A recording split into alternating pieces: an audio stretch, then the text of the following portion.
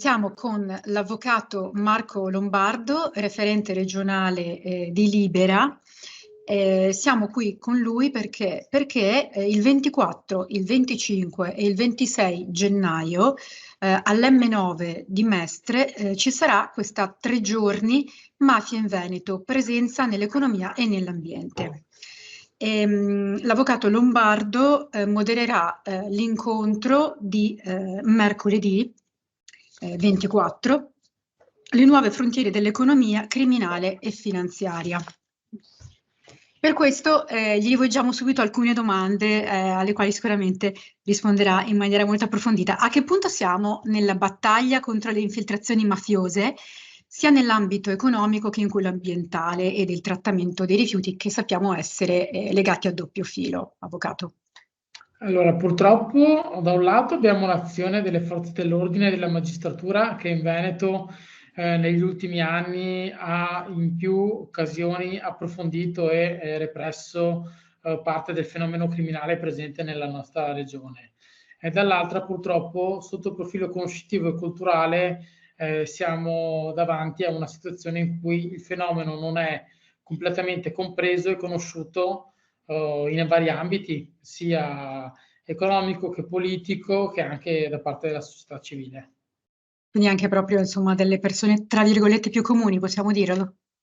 Sì, diciamo che ancora oggi si continua a pensare come il fenomeno mafioso come un qualcosa legato strettamente a altre regioni d'Italia, che non riguarda il nostro territorio e che, se non per piccoli casi sporadici e slegati da una società economica e imprenditoriale del nostro territorio. E quanto sono radicate? Quali sono le nuove frontiere dell'economia criminale finanziaria? Diciamo che l'azione delle mafie si affianca spesso a un'azione criminale economica comune, e quindi laddove già ci sono delle pratiche di illegalità economica, l'azione delle mafie si affianca per aumentare la pervasività delle stesse, oppure sviluppare traffici anche innovativi. Pensiamo al tema delle criptovalute, pensiamo al tema anche adesso delle opere pubbliche che verranno realizzate col PNRR, pensiamo ai lavori per le infrastrutture per i giochi olimpici. Diciamo che le mafie sono presenti laddove c'è disponibilità di denaro e di opere pubbliche. Quindi diciamo, anche lei ha nominato il PNRR, sono cose veramente molto vicine a tutti, perché chi è che non è rimasto, tra virgolette, invischiato in queste vicende o che ha perso mesi per i lavori, no? Quindi insomma, sono cose che ci riguardano tutti. Sì, diciamo che poi le opere del PNRR riguardano le infrastrutture del territorio. Ovviamente ci sono state anche presenze delle comunità organizzate in ambito di bonus 110, ristrutturazioni, ma questi sono alcuni esempi. In realtà le mafie nella nostra regione sono presenti da qualche decennio e non ci sono settori economici dove non vi è una presenza, ancorché minima, di azione criminale mafiosa. Diciamo che non c'è alcun settore escluso che può dirsi, diciamo, esatto. Esattamente. E cosa possono fare le persone, anche proprio che non hanno ruoli apicali, per non agevolare anche indirettamente le mafie e per non contribuire a perpetrare una mentalità mafiosa? E poi anche quali sono i maggiori pericoli oggi, perché appunto, quando accade? Allora, il più grande pericolo è la mancata conoscenza e consapevolezza che c'è un problema, perché nel caso in cui, come purtroppo nel nostro territorio, questo fenomeno viene sottovalutato, non conosciuto dalla maggior parte delle persone, non si è neanche in grado di riconoscerlo.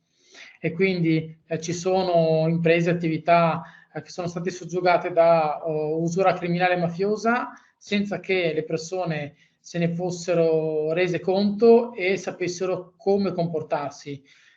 Ci sono imprese, attività commerciali che vengono rilevate oppure costituite ex novo da imprese direttamente legate alla criminalità organizzata. Manca una conoscenza diffusa, e la conoscenza diffusa è il primo argine a un proliferare di episodi che già sono presenti nel nostro territorio.